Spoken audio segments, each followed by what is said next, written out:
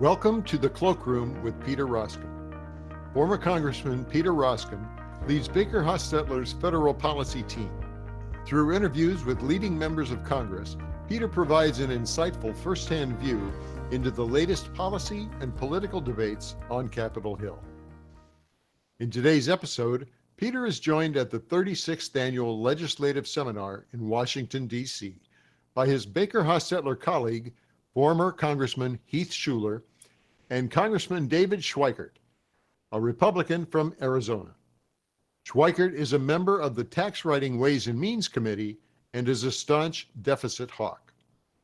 Peter, Heath, and Congressman Schweikert discussed the government's mushrooming $37 trillion debt, how bad the problem really is, and what Congress should do about it.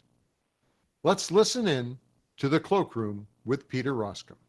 Glad you're here, Congressman. Thank you for taking the time. And really, seriously, thank you for your willingness to come in. It means a lot to me. When I texted you and you agreed to come, I texted and said, this is a group that needs to get the daylight scared out of them about debt. Let me frame that up a little bit further, because I think it's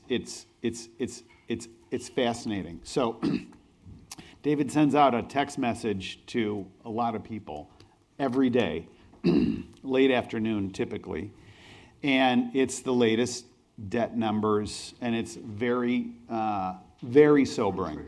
It's very sobering. And every day in comes a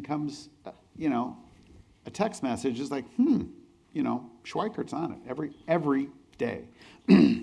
And what's interesting, and I mentioned this earlier, there's a temptation sometimes to think 2017 tax debate is the same as today. It's not the same.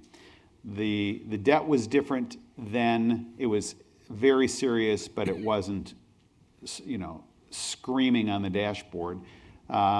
We had a defined amount that we could borrow, $1.5 trillion over the 10-year budget window. It wasn't particularly special number. It's just that's the only number that Senator Corker would vote for, and boom, that was it. Now, that was then, this is now. Now, there's a very different urgency and conversation about this, and so you find yourself uniquely in the middle of, you're one of the few who were around in 2017, and you're in the middle of this discussion today. What's going on? What are we to understand about this? How many hours do we have? Okay, let's see. And look, one of the reasons I'm here is Peter walked through some of your resumes and said, look, these sorts of people are going to be in the room. You wouldn't be in this room unless you're freaky smart. But I will argue to you, your greatest threat to your investments, your personal, your corporate, your business organizations is debt markets and the fact that populism has now taken over much of our politics. And if you still think you live in a world where Republicans are free market, free trade, the morality of economic growth, lifting all boats, you're one of the people that took most of the last decade off politic-wise. So let me be first, and you when we finish this, you can understand why I functionally have no friends. Why do you laugh at my pain? Okay, so let's do the quick history. Peter and I were on Ways and Means. He's a senior member. I'm down here. God only gave me one gift. I'm really good at math. So I'm in I chair the Joint Economic Committee now. I'm number 4 in Ways and Means. Can you believe that? Mm-hmm. The morality of 2017. We had not changed the tax code in 30-some years. The rest of the world was eating our lunch because we had an ancient tax code in a world that technology, models, distribution, things had changed. So it was an attempt to modernize the tax code. repatriate as much capital, IP, manufacturing, other things as you could.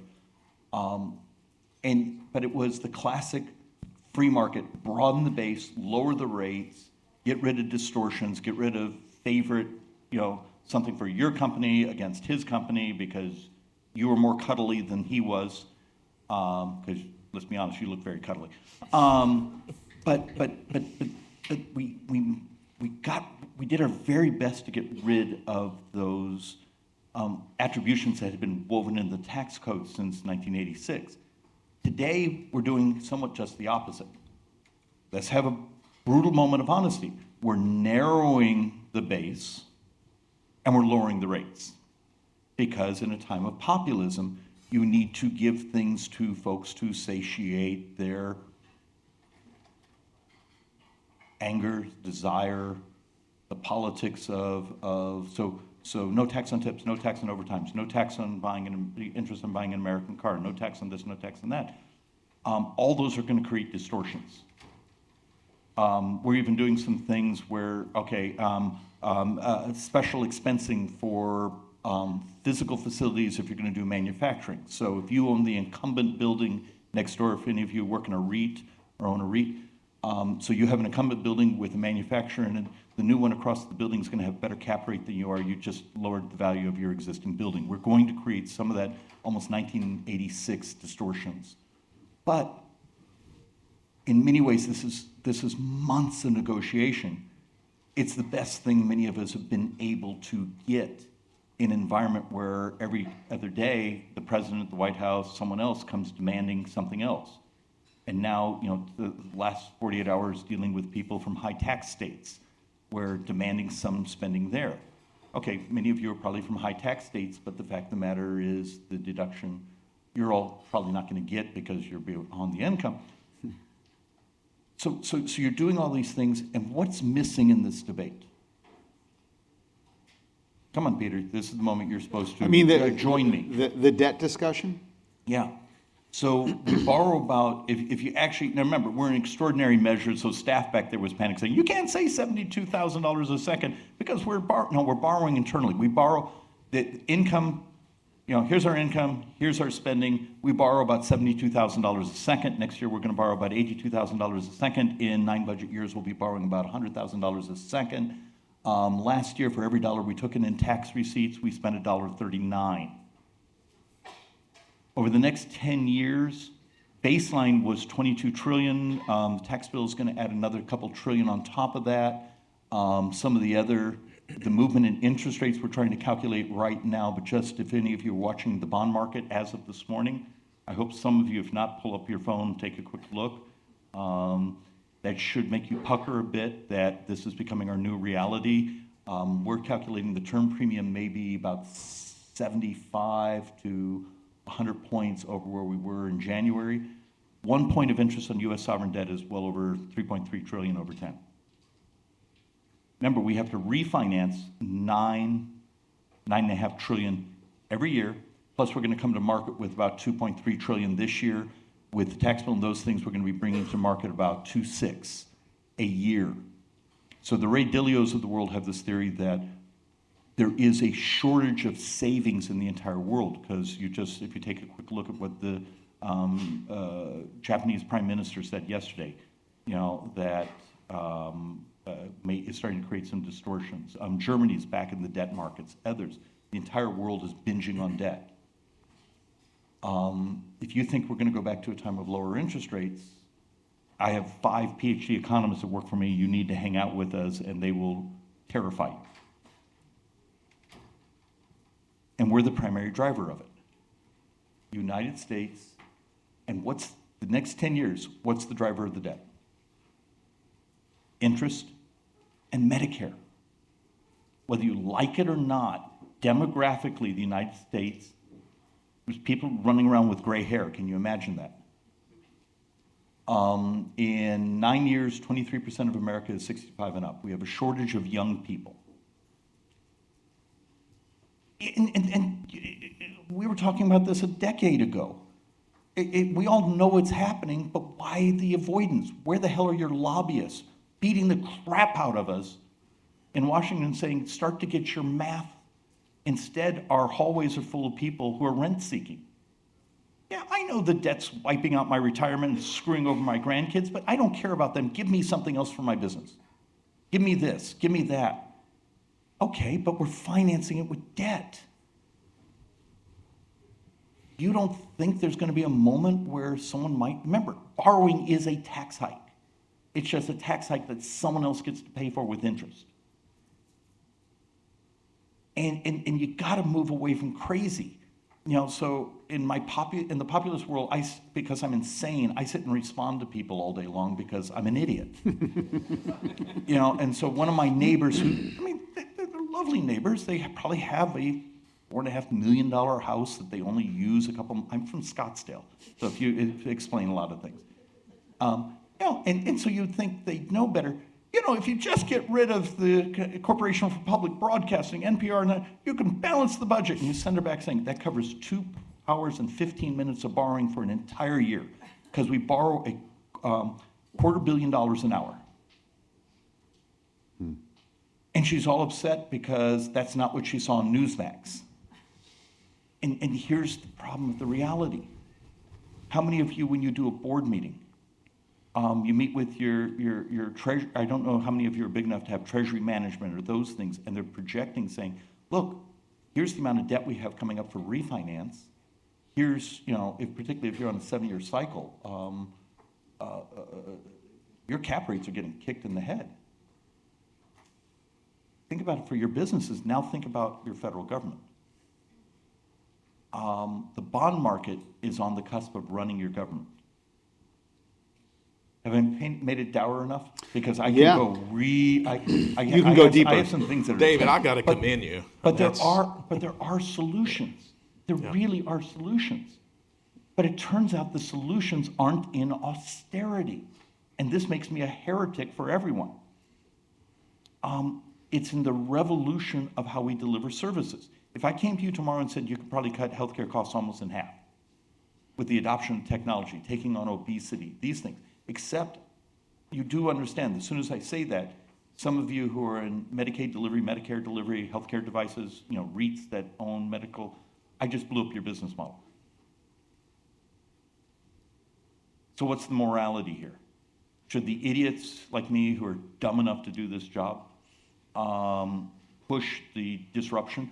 How many of you have read the stories in the Wall Street Journal over the last year that Medicare Advantage, the criminal indictments that are coming, those things? I mean, MedPAC estimates that's $1.5 trillion, $2 trillion of just bad acts over 10 years.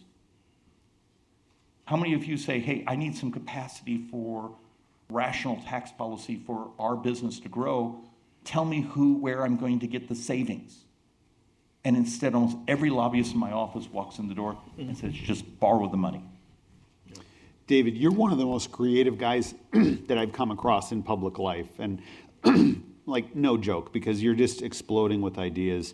And can you walk through some of those things that challenge incumbencies, you know, incumbent business models? Because, you know, I made note a minute ago when you said the bond markets are going to be driving this. That absolutely happened, you know, with President Trump and the tariff regime a couple of weeks ago. I gave a presentation to a hedge fund client, their institutional investors around the world, and I said, look, don't pay any attention to anybody but Donald Trump on tariffs. He's the only one making decisions.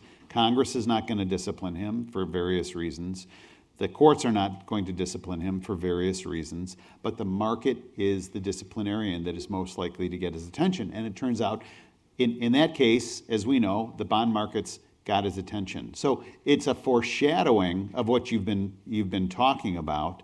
I've also been reading the Old Testament prophets lately, and all of the time, these Old Testament prophets are basically saying, I'm telling you what's coming, I see this, I'm telling you, and the people around ignore. So can you walk through the opportunities, like on some of those things that say they're really provocative, they're really aggressive, And they're really interesting because they can create new business models, obviously. Okay, Old Testament, you are a party. Yeah, I'm nothing but fun. Did you stick around with your Debbie Downer fest there? As we were coming down the stairs, now please understand, I sound very dour because I am, but I'm also pathologically optimistic. I'm 63, my wife is my same age, and we've adopted some kids. I have a 2.5-year-old. You want the definition of being pathologically optimistic? Be in your 60s with a 2.5-year-old. Oh, thank God for caffeine. All right, but okay, so if I come to you, you are a business executive, but your job is to find paths of growth. Because, let's be honest, what are the 3 things that make investing in America very, very, very, very special? We are a country that grows. We have liquidity in our capital markets, even though we're challenging parts of that. And we have the rule of law. All 3 of those, I would say today, are weaker than they were 6 months ago. But if I came to you and said, okay, here's the drivers of our debt. Demographics, well, we're not going to change that. That's not Republican or Democrat. It's just starting in 1990, we started to have a rollover in the United States of children. Policy-wise, we should immediately move to a talent-based immigration system and steal every smart person in the world you possibly can. And there's a model that's worth hundreds and hundreds and hundreds and hundreds of billions of dollars of growth over the next couple decades. But healthcare. So how many of you are willing to take either look at the cost of your own organization delivering healthcare, or even invest in the disruption? I wear an Oura Ring. Okay, we use the data off that. Next year, we're going to have a new Apple Watch that's already an FDA-approved medical device for the heart. Now think about this. You look at their filing. Statistically, that next Apple Watch is more accurate because it's 24 hours a day, 7 days a week, latitudinal data on watching your heart than a cardiologist. Should it be allowed to prescribe? Should the AI, if it's FDA approved, be allowed to prescribe? Well, it turns out the thing you can spit in, urinate on, all these other things, the medical lab that you would go stick some blood in a tube, send it, put it in a box at the back of the building, and a week later you'd get is now going to be in your home medicine cabinet or attached to your body. And this isn't pie in the sky, it exists. I mean, 5 years ago we had a woman from Duke come in. She had this thing, let's just call it, to make it fast, a flu kazoo. You blew into it, and within a few moments it had a category, it could talk to your phone, see you were not allergic to something, and it could order your antivirals. This country keeps that technology illegal. Are you willing to help us change the laws at the state level, the federal level, the reimbursement levels, because it would crash the cost of delivering healthcare for your organizations? The new semaglutides, the GLP-1s, they're today 1/3 the price they were 16 months ago. Obesity in the next 10 years will cost $9.1 trillion additional healthcare costs. Milken, even though the study is 7 years old, said obesity is 47% of US healthcare costs.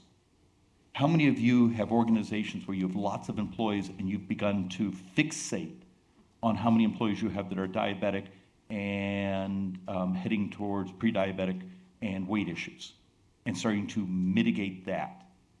The fact of the matter is these are stunning amounts of money, and we will get lobbied to stop that. And you go, that doesn't make sense, David.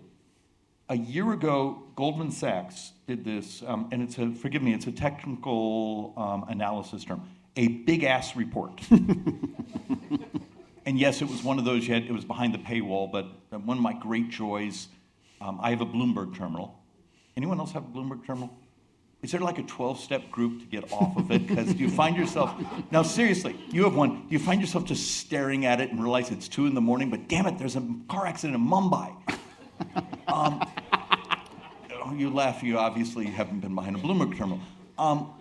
And so this big study of the adoption of semaglutides over the next 10 years, if the price comes down fairly dramatically, which they look like going to, what effects it would have in the economy. One of the economists says it's the single biggest change in this century.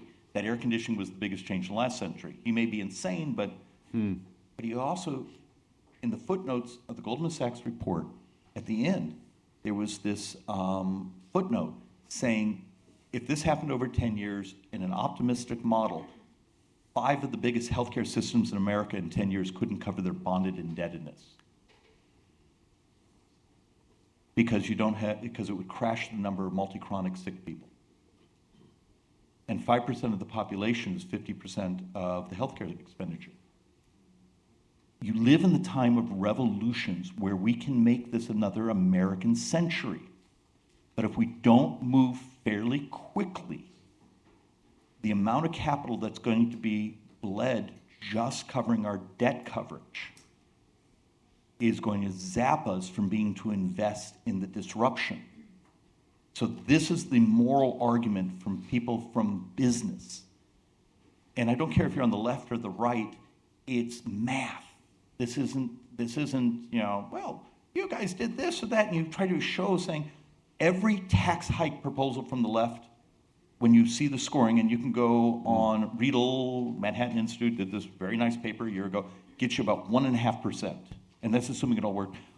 The austerity side, my side, as Republicans, gets you about 1% of GDP. So I got a big 2.5%. We're borrowing this year, when the economy is fairly decent, 7.3% of the entire economy. Moody's, when they did their downgrade, what was it, on Thursday or Friday, said in 9 budget years, so 2035, 30% of tax receipts will go just to interest, and we will be borrowing 9% of the GDP. So, that sort of movement, it's in front of us, and that's demographics. How many of you have your people screaming at the idiots, the electeds, on helping them say the clown show has to come to an end? There's a way to make this work. Legalize a market, legalize the free markets, legalize allowing disruptions again. Congress has become a protection racket. You hire lobbyists to stop us from legalizing competition to affect your business book. And if you don't believe me, I have an hour or 2 of slides. I can walk you through living examples, and they're going to make everyone feel uncomfortable. David, you have. All right. And sorry, and should I No, this is apologize? great. I've had No, this is I've already absolutely had great. stunning amounts of caffeine. Would you have guessed? No, it's great. If I were to close my eyes, I'm almost back into 2005 and 6. Yeah. And I'm listening to John Tanner's, the Alan Boyds of the world, talking about debt, deficit, the problem, the issues. This is the exact same thing that of the blue. You need your mic. But we hit what they predicted. Yes. Everything that they said is now coming to fruition. The problem is, is it too late? And B is, how do you get others? Because I look at you as being someone who's willing to step up. And, I always said this, if Congress would do the hard things that you're just talking about, we may not be reelected next year, but 10 years from now, they'll say it's the greatest Congress to have ever lived. Okay? So how do you get other people to have the courage that you do to help make these really challenging changes in our government, to be able to look to the future, that we're not looking at our debt, our deficit shattering our entire economy? Peter, I like him better now than you. Okay. Because you're speaking the Blue Dog language. A bit of a setup. I'm in a 50-50 district. I'm in one of the most competitive districts in America. And yet, I run on debt deficits and demographics, but I also have one of the best educated districts in America. So on a personal level, I have a personal favorability that's way down here, but somehow I have this really high job approval rating. And it turns out when you tell people the truth, you piss them off, but often they realize you told them the truth. And we live in a society where we spend more time flattering each other and telling warm fuzzies than the things we actually need to make decisions. It's not too late. You can make this work. But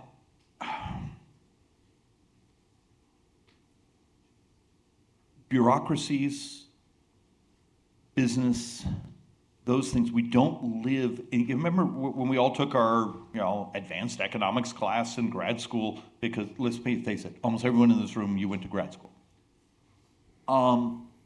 Creative destruction, that's the American, that's the ethos that makes us the wealth creator of the world, and we've done everything we can the last decade or two to get rid of creative destruction. The barriers to entry, those sorts of things. So the second thing, it's going to be even, do I have anyone from the chambers here? Okay, good, then I can tell you the truth. So now, he was a senior member. You were chairing what subcommittee? Tax okay, policy. so you had the so you were like, what's the term? Oh yeah, you were a deity when we did 2017. How many times a day did you pick up your phone and it's Jamie Dimon? It's the head of Intel. It's the head of the World Bank. I mean, they were calling, and I was on the lower dais. A lot. And I would get Diamond would call me once a month and tell me how tall and good looking I was. And then how we needed to do this in the tax code. I mean, you had to have it all day long. Yeah, there was a lot of that. A lot of attention. And what happened the day after we passed the bill? Crickets. How many of them showed up to help you in the 2018 election? Who? The point is both being brutally honest to you. So much of corporate America got what they wanted in 2017. We built a competitive tax system.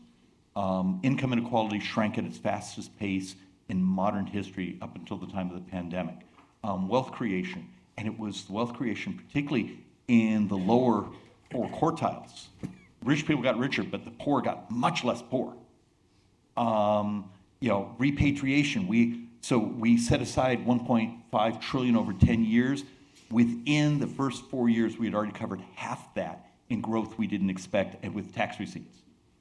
It was the classic broaden the base, lower the rates, get rid of some of the barriers, encourage the capital to come back in, and it exploded. Except what happened politically is business.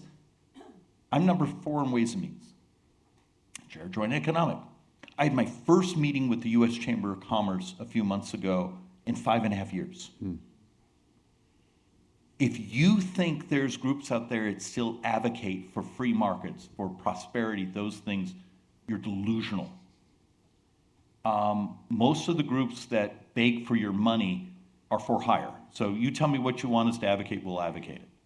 The chambers don't show up because the chambers became rent seekers. Oh, okay, well, you guys gave us great tax policy, but the Democrats, they'll give us the CHIPS Act, they'll give us Inflation Reduction Act, they'll give us things where they'll write us a check. And so Congress became a planned economy. Populism requires, you'd get this because you were there, some of the battles. Congress has become a satiation of rent-seeking. There's a couple great articles out there. As we become more and more populous, you basically choose to satiate feelings, and you write them a check. I've got a challenge question, just the last question, because I know I'm sensitive to your time. Let's assume, for the sake of argument, that you say, this is my last term, I'm not going to do this anymore. And you had an opportunity, based on what you've just described, to go out to put together, some, raise some money, put some political heft and spend behind an idea about blowing up incumbent businesses along the ways that you described. Hear me out. And what would be the weak lamb at the back of the pack? So you're talking, because hey, I know a bunch of these Scottsdale people. They all moved from my district and they're living in yours. Only the good-looking ones. Yeah, they really found you.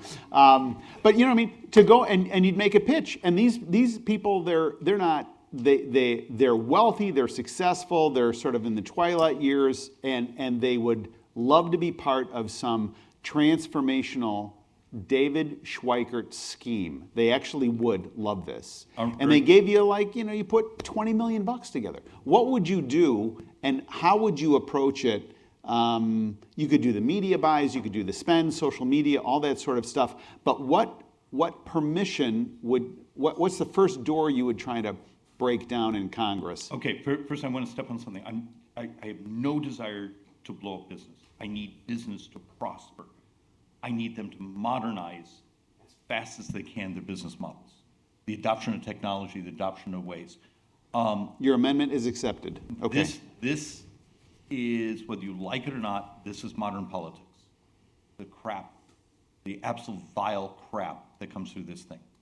If you want to know why there's a hunger to abandon Ukraine, it's a year of pounding away. The abandonment of Israel and so many other things is the use of troll farms, of bots. So you're the truck driver out there busting your backside, and all day long you get a news feed that's completely fake. If any of you have brands and you defend your brand, how many of you run a war room? Peter Piper Pizza runs a war room 7 days a week, 24 hours a day to defend their brand. So you say something crap, they immediately respond to you, send you an electronic coupon. We live in a society where fake stuff, so now you're a member of Congress, and all day long, if you just didn't give health care to brown people, you could balance the budget. And then you show them the charts that every dime for folks who are truly undocumented of health care is 9 hours of borrowing. And they don't believe you, because I saw it on my news feed, even though it happens to be partially written in Chinese. And so if I had the resources, my fixation would be take down barriers. I actually believe the freaky smart people who are in this room are the ones who will create the solutions. The arrogance of Congress thinking we know. The 2 times in life you think you know everything. You're 13 and the day after you get elected to Congress. We somehow think we know what the future is. And we get it wrong over and over and over. Look, if we're on the cusp of having a replacement for islet cells for insulin dependence, if we're having we need to create paths for the disruptions that change society. A single drug, a single process like that would revolutionize the cost of delivering healthcare. And we're on the cusp of these things. How do you create paths where, and instead it becomes rent-seeking? Well, it will only happen if you design this much cash to it. Instead, I need you to make boatloads of cash because you invested in it. But then it needs to be able to hit the market, be reimbursed, those things. AI is designing new antibiotics that we never dreamed of. How do I change FDA's rules so the very data that creates it, FDA can approve? We have a bill that would approve 2 years faster and would be safer because you use data. We also have an AI prescribed bill that for 7 years, no one cared about until this year when all of a sudden it said, oh, that might actually work, and now they're doing everything they can to stop it. My argument to you is the very thing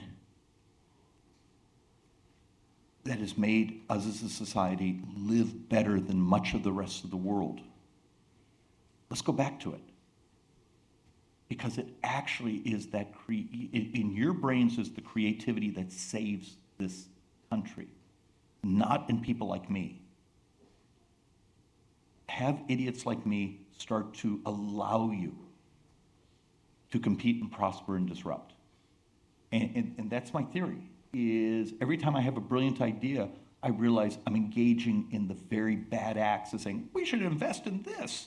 Instead of saying, I should make it competitive so you invest. Okay, let's spend this much money on CHIPS Act subsidies. Okay, I know probably some people here made money on it. So next year when there's a quantum chip, what's the value of all those investments? In a few years when there's enough low Earth satellites that my cell phone talks to them, what's the value of all my towers? And please understand, my family were big, and part of my family are huge owners of towers and spectrum. The disruptions are coming. Government will try to slow it down in its current model. So if I don't get you out of here on time, your staff will forever block me from ever getting you here again. So I am really grateful that you came. You are prophetic, and Big word. it's a big word, but you're speaking you're speaking in a way that others aren't, and you're speaking to a moment that's incredibly significant. So it didn't always work out for the audience of the prophets, but it always worked out for the prophet. Just saying. Okay. Look, I'm in a 50-50 district. Last Thursday, I dropped a piece of legislation to, you might remember, there was this thing called Medicare Advantage, you know, some folks worked on in the early 2000s, became law in, 2005. Today comes in at 120% of fee-for-service. It was designed to be 95%. So because I'm insane, did a piece of legislation say, look, let's realign the incentives so you make a profit by helping people be healthier than scoring them as sicker. Okay, seems simple. That's $1.84 trillion in savings over 10. That single bill is the single biggest savings bill in U.S. history. How much money is going to be spent beating the crap out of me in the next election? Most members of Congress would never go near it because they also know people who believe in markets and technology and alignment of incentives don't spend money getting you elected. It's the people who you're threatening their business models. We'd also dropped the talent-based immigration bill. That scores at bringing $200 billion of new tax receipts and grows the economy, actually dramatically changes GDP projection. How many business groups are going to step up and say, I'm tired of sending my programmers, my data to Bangalore. The fact of the matter, I can educate them here and keep them here. Maybe that's moral. But they'll all look at each other and let someone else do the GR shop part of it. There are idiots like me who are willing to soak in kerosene and play with matches. It'd just be nice to have someone show up with a fire extinguisher. Wow. Try to top that. Hey, that was wonderful. That was really good. Thank you, Peter, Heath, and Congressman Schweikert. If you have any questions for Peter, his full contact information is in the show notes. As always, thanks for listening to Baker Hosts and The Cloakroom with Peter Roskam. Comments heard on Baker Hosts are for informational purposes and should not be construed as legal advice regarding any specific facts or circumstances. Listeners should not act upon the information provided on Baker Hosts without first consulting with a lawyer directly. The opinions expressed on Baker Hosts are those of participants appearing on the program and do not necessarily reflect those of the firm. For more information about our practices and experience, please visit bakerlaw.com.